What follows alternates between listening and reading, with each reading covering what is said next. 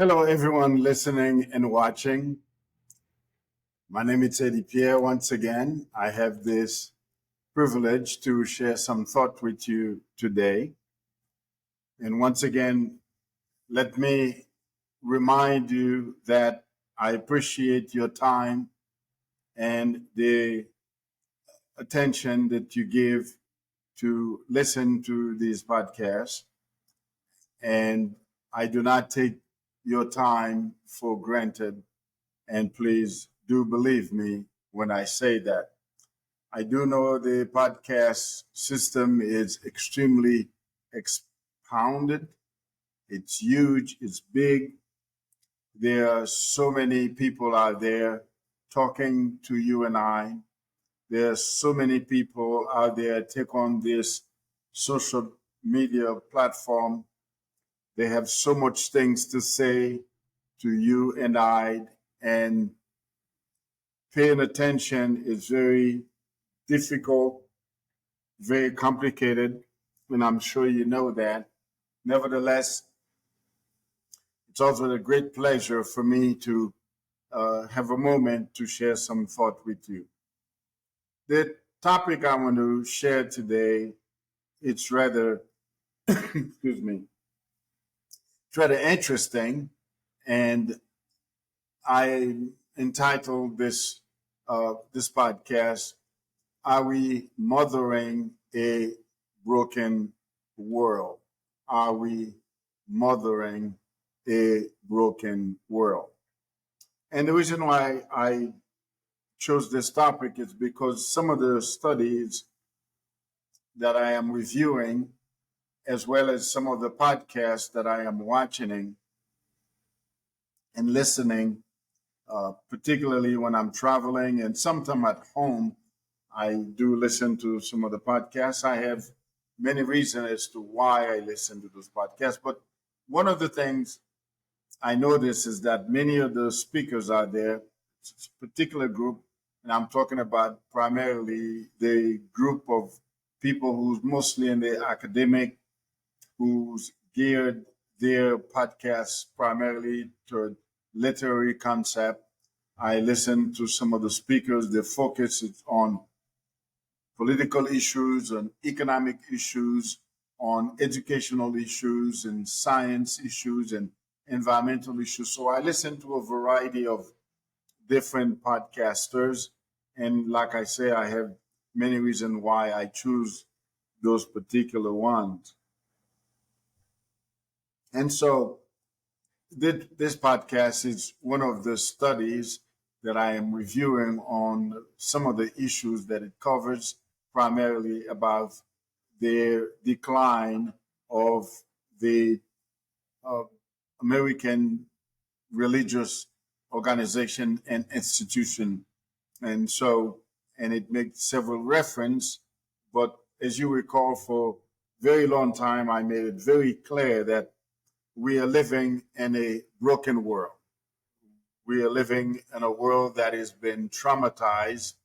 Our very lives are traumatized. The world itself is traumatized, and the world is broken. And so that's why I entitled this podcast, "Are We Mothering a Broken World?" And so also, by now, you do know I am take on a position that I am calling all of those things that are going on in the world, primarily not the event themselves. And then I'm not speaking on the events and the happening and the trend and the movement. What I'm calling noise and noise makers are the speakers, the groups, and the institutions and organizations, which include all of them, including government institution, financial institution, academic institution, all of these institutions, and the subsequent individual take on the social media platform and anywhere, including religion. I am calling them noise makers. And so I will continue to do so. as I continue to explain what is it exactly I mean by noisemaker. But just for today, we're going to look at what I continue to say. The world is noisy and loud. And as you and I know very well, some of the most sensitive subject of this noise-making world of our time are, of course, religions, God, Christianity, politics, and economic. And the focus we want to look at is the decline over the last 40 years in the United States, and the decline I'm referring to, the decline of religious attendance, people interested in religion, as well as there's an increase in the rejection of Christianity and that of God itself. And so the study I'm looking at is a study that looking at, I'm reading it, it's several 100-page long, expressing the gap in understanding the increasingly, cause and causation and coalition of the decline. And so it said because of misunderstanding that lead to some of the church leaders and pastors and evangelists to looking at kind of like chasing the phantoms of their imagination about why the postmodernists are not attending religion and why they're rejecting religion and do not attending church as their predecessor parents used to be. The study Future American Family News, it's the communion, what you call the communal nationwide study, and you're looking at faith and religion in terms of faith and relationship, that revealed the collapse of the traditional family and in marriage, and that resulting in the decline in resident fatherhood, may offer some of the best explanation as to why the decline in the rejection of God and Christianity in the United States. This study, nationwide study, is on faith, and it looking at that, it making a point to look at, said the result of the study, that is the collapse in marriage and the result declining in fatherhood present in the home have a direct correlation with the decline of religious attendance, as well as the rejection of God, the postmodernists who's rejecting God, as well as Christianity. These conclusions are drawn from the result of a nationwide survey of 19,000 Sunday church attendees conducted during worship and 112 evangelical, Protestant, and Catholic congregations in 13 different states. The family decline appeared to be fuel faith decline, the study says. The study also concludes that the overall population of religious non is unlikely to stabilize itself until at least 25 to 30 years after the family structure has stabilized. In other words, there will be a coming back to the church, but the family structure itself have to restabilize in order for us to see a return to churches attendees.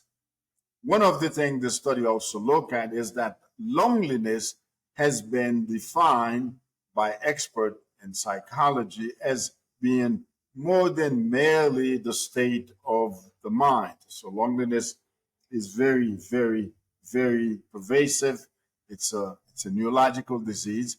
And the reason why the study is looking at that, because when you have a home that is experiencing loneliness, the absentee father, the children don't have a sense of direction. It is not to say that a woman, we know the women do, a single mother, a divorced wife, raise children, but the presence of the father is crucial and it appeared to have created a state of loneliness when a home do not have the presence of a father. And so, therefore, they are looking at this as a state of loneliness in the life of the children, and loneliness is merely, to not say it's more than simply a state of the mind or perception alone of feeling a sense of isolated.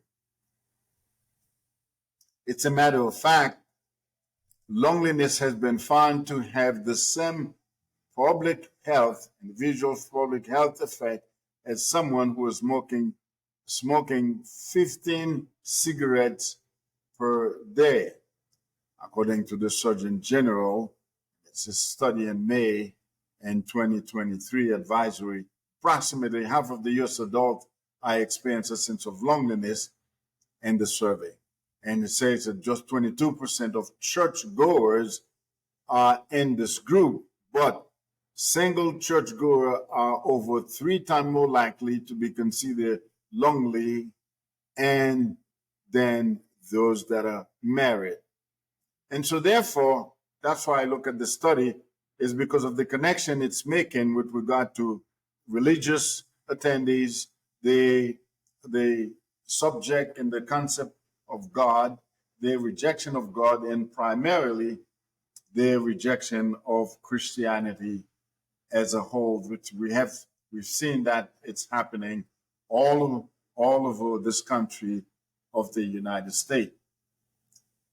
You see, to evangelize fruitfully in this postmodernist, in the postmodern 21st century heated environment of ours, we must first reverse the declining number of the foundational marriages. Let me say that again. To evangelize fruitfully in this postmodern 21st century heated environment of ours, we must reverse the declining number of foundational marriage, as well as improve marital health and increase the effectiveness of the male father in those homes and marriages. This is very, very, very crucial and very important. And the study went on to say, by addressing these 3 issues, we can then spark a sustained revival in the Christian faith community, and active church attendance will reemerge and increase. And so there's a clear relation between the homes, the family, a mother and a father, and the effect of religious activities. And then the study went on to say that the link between marriage and faith is clear. And yet, the study went on to say, yet 85% of all churches in the United States report spending $0 on annually on marriage and relationship ministry. This is extremely important for us to pay attention. 85% of churches in the United States spend $0 on annually on marriage and relationship ministry. This is very, very disturbing news. And so we find that marriage decline precedes the faith decline. That's the essence of the study. In addition to the sexual revolution we experienced in the 20th century, well, whenever it began, widely seen as the beginning with the introduction of, birth control pill in the United States in the 1960s, decoupled sex from marriage and transformed the family tremendously. In the 1960s, 5% of all births were outside of marriage. In the 1960s, let me repeat that again. In the 1960s, only 5% of births were outside of marriage. By the 1970s, the non-marital birth had more than doubled. That number nearly reached 20% in the 1980s and nearly 30% by the 1990s. These trends coincide with the explosion in divorce. According to analysis produced by the Social Capital Project of the Congressional Joint Economic Committee, 8% of all ever married women between the age 50 and 54 had divorce in 1960s.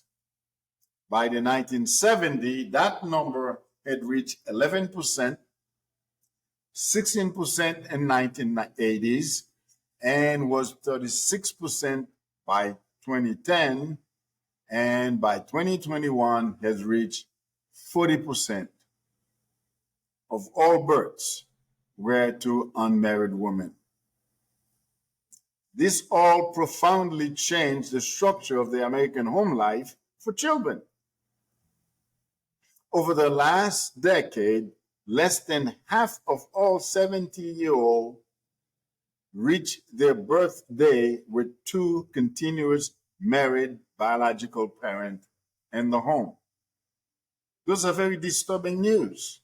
And again, remember, the reason why I am sharing those thoughts with you, as I said before, is because the majority of the podcasts I am looking at and listening to, the majority of the speakers, whether it's academic and politics and education and social, and they are all seems to be focusing on what government need to do, growth and jobs and economic, to the political landscape that need to change, who's the right leader. I just recently listening to a podcast by two gentlemen. I'm going to reserve their name for this podcast, but in future podcasts, I will name the name. I know the names. I'm just going to reserve them for this.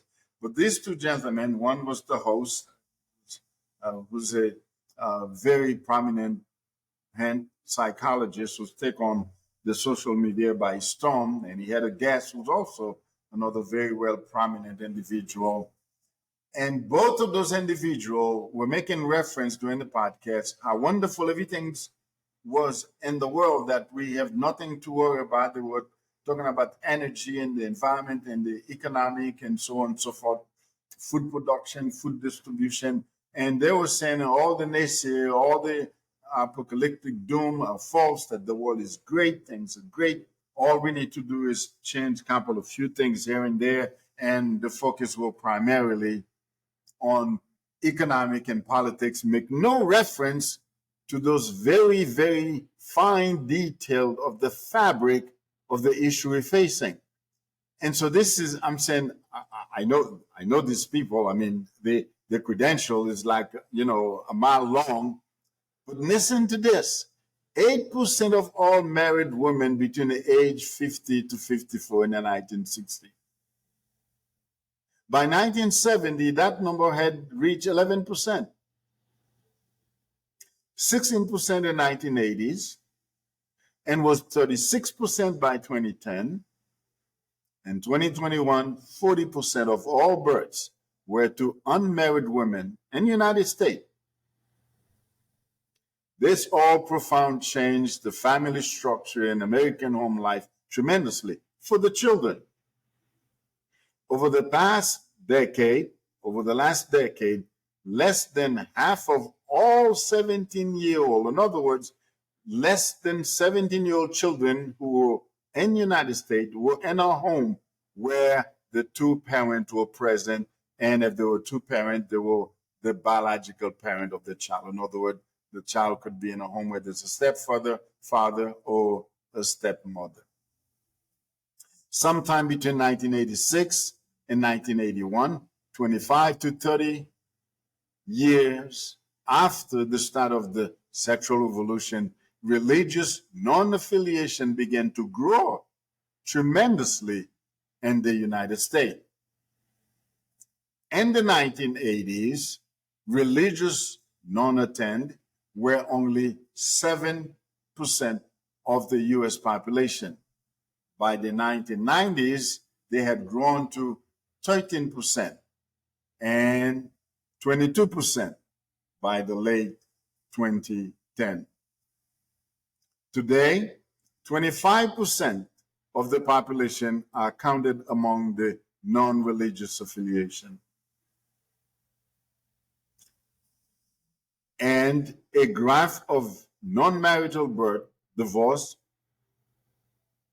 and religious non-affiliation trend over the last 60 years. And that's including in the study, I look at it. And like I say, I'm still looking at that study. It's several, living over 100-page long. The reality is many fundamental decisions, such as someone's faith, practice, operate on a deeper psychological level. A person's family of origin provide a deep and a long-lasting influence that may, of course, that many are not aware of on a conscious level. Very few people can identify a deficit in their relationship with their father as a key driver in their faith or church affiliation.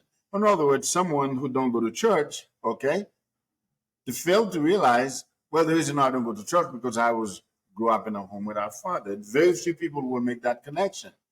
But the presence of the father in the home, it's so crucial and give direction. And one of the direction the father capable to do, provided he is a religious and a church attending person, is to raise those children in the ways that they will follow the traditional principle of attending religious activity. And if you did not raise in a home where the father would provide you with that, you don't have that. And as you say, very few people will recognize there's a deficit in the relationship to their father as a key driver in the faith or church affiliation. In other words, there's direct correlation between those two. Yet, research has indicated that non-resident father may indeed play a crucial role and an important role in a person's faith affiliation, which we will review, the study said, and for the study. A survey respondent family of origin remain an exogenous factor not able to control by the respondent in changing attitude and of opinion. You see, the structure of a person's childhood home always precede in time and place any adult decision to attend church. It is noteworthy that overall 74% of all single and married church attendees aged 18 to 29 grow up in a continuously married home through the age of 18. Those percentages are higher for those specific subgroups. Okay? However, the overall homogeneity in the family of the origin of church goes in various generations, to Generation Z, all the way through the youngest and the baby boomers. It is striking, the studies show, that the absence of the proportionate number of church attendees who grow up in a home without married parent across all recent generations suggests movement and family structure is at the heart of the decline of church going. Okay? Marriage and fatherhood is very crucial. Indeed, very, very crucial. And so to understand the significant role of a married father playing in the life of the transmission, it is helpful for us to step back and take a look at the larger role the father plays in the overall emotional and psychological health of his children and then come back to this relationship with faith practice. I like that. To understand the significant role a married father plays in the faith transmission, it is helpful for all as a nation, as a society, to take a step back and look at the larger role the father plays and the overall emotional and psychological health of his children, and then come back, we'll find out why the relationship with faith and practice is in the decline. Indeed, there is no question about it, the collapse of the fatherhood in the home, as experienced throughout marriage, is associated with the increase in adverse childhood experience. The more adverse childhood experience a child experiences, the greater the likelihood that child will live in poverty. There we go. Suffer depression, even commit a violent crime, or struggle in life as an adult. A child who experiences married fatherhood throughout his or her life will, on average, experience far fewer adverse childhood experience, than the one who does not. Men who arrive at unwed fatherhood through divorce or through not marrying a child's mother are apt to become non-resident father. And so the reason why I share all of those thoughts with you is to tell you, go back to the statement we made, are we mothering a broken world? But now I want to add something to this. Are we mothering broken hearts in a broken world? You see, for the things I just explained, absent a father in the home, the broken of the foundation of the family, homes where there is a father, he's not the biological father. There is a mother, she's not the biological mother. There is children in a home, they're not biological children of the both people. So you can have a child who's in a home, there's two parents, but those two parents, even though they may be married or not married, are not the biological couple of the children. We have homes where dad have two children, mom have two, and so there's four kids, and they're not the same mother, they are not of the same father. And so the world doesn't make sense because of those things. The word for the children doesn't make sense nowadays. And there's argument to say maybe it never did. The world is noisy and loud. Watching the news feels so surreal. Except in this isn't made-up story or historical fiction. This is real, and it can be terrifying for a child. When our children aren't safe on the street, in the school, nowhere else feels safe. The children feel very insecure, angry, and heartbroken. Nothing seems to make sense anymore. And maybe never did.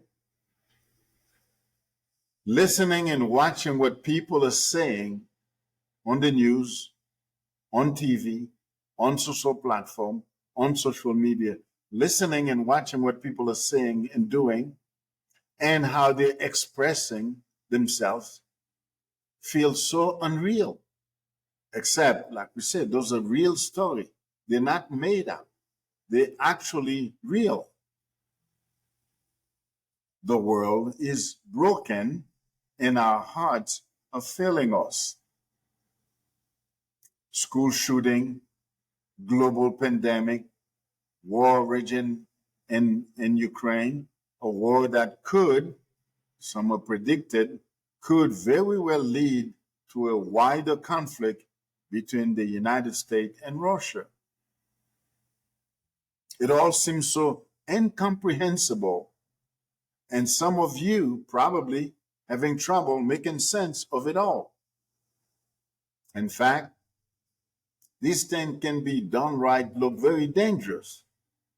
Many of you may feel confused, distressing, and overwhelmed. Truth to be told, sometimes it feels too big and too alarming, and it feels almost numb to even think of it, look at it, or listen to it. But it's real. The things you are experiencing are happening in the world, the broken world, and as I said, our hearts is failing us. Or maybe you're experiencing a sense of guilt for the privilege or even being able to feel that emotion in the first place. There's a very, very important aspect of living in a broken world. And we are feeling all of this while we're trying to remain calm and manage our lives. So the question is, are we mending broken hearts in a broken world? That's the question. Keep pounding in my heart. Are we mending broken hearts in a broken world? How does one even do that? You see, while the world keeps spinning out of control and all of these things are happening, we are strongly hold on tight to the yesteryears as we wonder when it all will end, and when it's all end, what life would be like. Will life still happening? How I'm going to live? What changes I need to make? What level of adaptation I'm going to have to acquire? For example, being a parent in the postmodern climate of ours can have enormous emotional and psychological toll in some of our days. There are wounds we need to heal. There are emotions we need to amend, and life we need to fold. And it seems at times we are running out of time. It seems we are running out of time. We are arguing among ourselves in our family, and there's a lot of tensions in the homes. Some of you forget what it's like to have a good night's sleep. Some of you barely have time to breathe, left alone catching a breath between one issue to the next. I know for many of you, for many people, because I work with some of those people in counseling, it all just feels too much to bear. I know some of my clients I'm working with, they feel that the world keep pushing them toward an empty future. That's the expression some of them are showing, that they feel that the world keep pushing them toward a very, very future that is so empty. Sleepless night, some of them express, where they're just laying and asking themselves, what can I do? Where can I go? How can I make it through another long, sleepless night? Well, see, it is in time like this, my friend, that I will remind you, and I remind myself of the parable of the prodigal son, longing for home. That's what it feels like. What can we do? Where can we go? How can we make it through another long night and another painful day? My advice to you, this is advice I give myself: feed each other with honest love. Hug your children Tell each loved ones how much they mean to you with simple, simple words. Tell them how much they mean to you to have them in your life.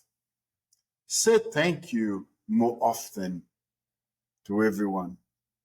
Practice self-forgiveness and forgive others.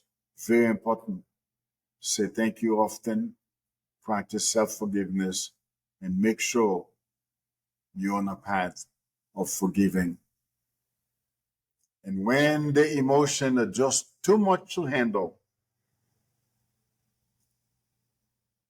when you feel like giving up or feeling a sense that you are drowning in a pool of tears and scary, the sadness of the world seems so scary. Turn within. Turn your attention, practice some introspection. Go within. In so doing, you will fill the present with pure energy and elevate your sense of well-being. Turn within. I understand it can be heavy, it can be scary, but you do have the ability to close your eyes and turn within. And there you will find the voice of the inner self. Regenerate, revitalize yourself to make it through this moment. So yes, the world is broken and our hearts is failing us. You may be heartbroken, angry, terrified, or even emotionally feel crushed. And I'm guessing there are many days, many of those days in your life. And I understand that. But I encourage you to keep going. Don't give up. Because that's what being strong at heart means. To go on in spite of the great challenge we faced. Yes, there will be days where the world feels a bit more heavier. Yes, those days are bound to happen.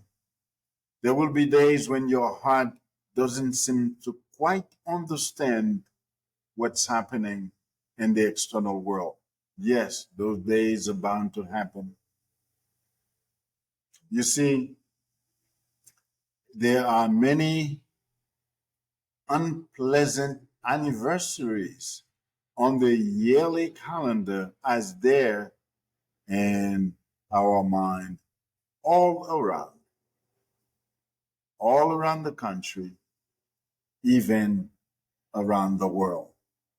And we are forced to go back to those days. We think of families that are affected by those unpleasantness. Share memory of where we were when those things are happening. We can hear on the news and think about life that has changed because of trauma and unpleasant event that took place.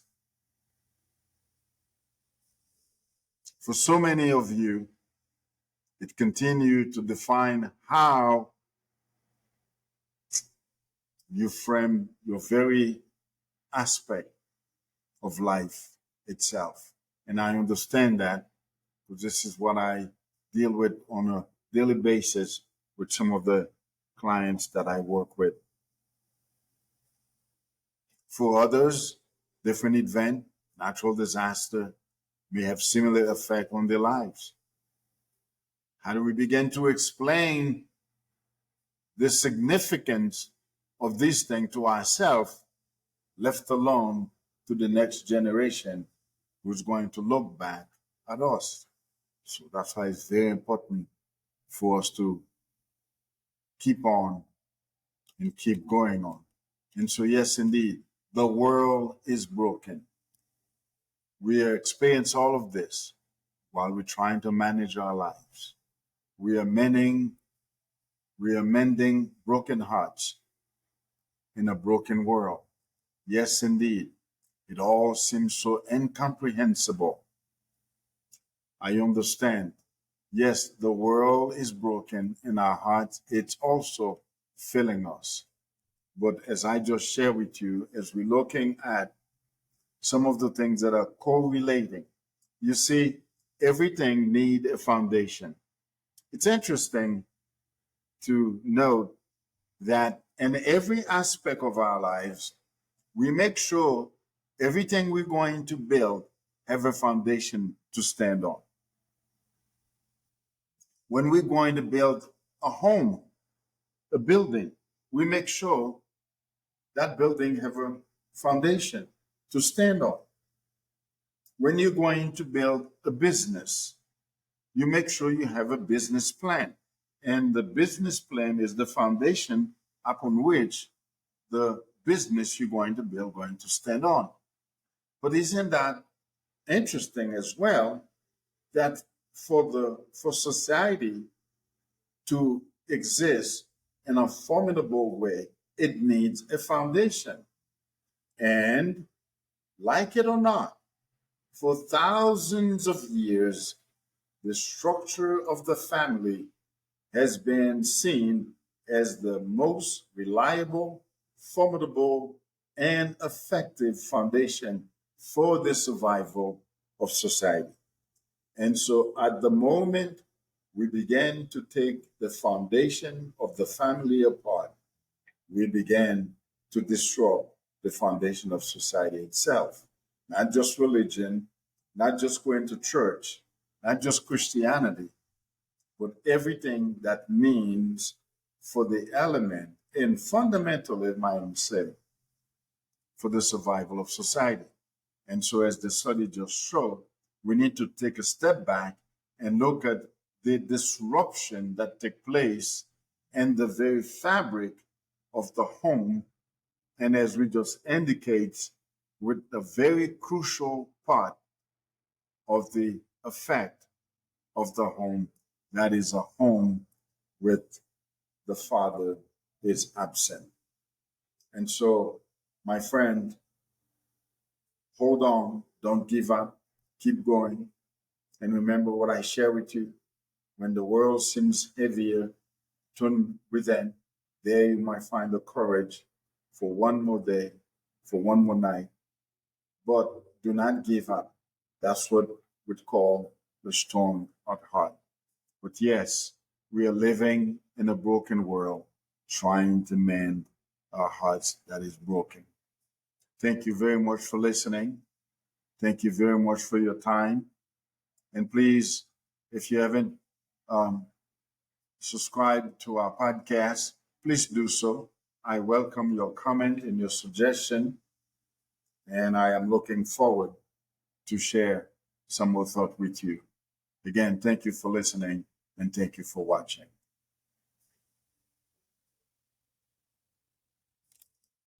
I want to thank everyone for listening, and if you haven't subscribed, do so to stay tuned with our future conversation. Again, this podcast is a production of Insights Innovation. Once again, thank you for listening.